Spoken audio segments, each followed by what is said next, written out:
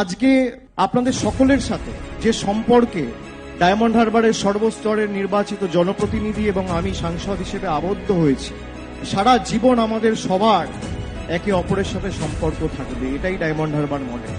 আমার সীমাবদ্ধ সামর্থ্য অনুযায়ী, আমার এখতিয়ার অনুযায়ী, আমার যতটুকু কাজ করার ক্ষমতা রয়েছে, দক্ষতা রয়েছে, আমি আপনাদের পাশে থাকবো, আমি কথা দিচ্ছি।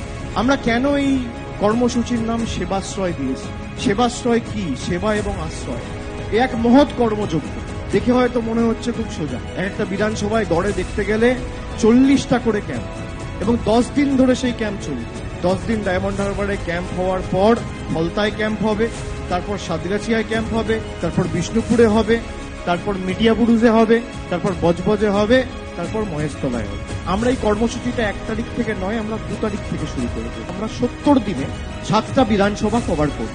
কভার করার পরে 70 দিন পেরিয়ে যাওয়ার পরে শেষ যে 5টা দিন আমি আপনাদের কাছে অনুরোধ করব, সেই 5টা দিন যে 280টা ক্যাম্পে আমরা সেই শিবিরগুলো অনুষ্ঠিত করেছি, সেই 280টা শিবিরে সাইমালটেনিয়াস 5 দিন আমরা টানা শিবির করেছি। সেবাশ্রয়ে যে মডেলের শুভ সূচনা আজকে আমরা এই সমন্বয় অডিটোরিয়ামে আজকে করলাম, ভারতবর্ষকে আগামী দিন পথ দেখাবে।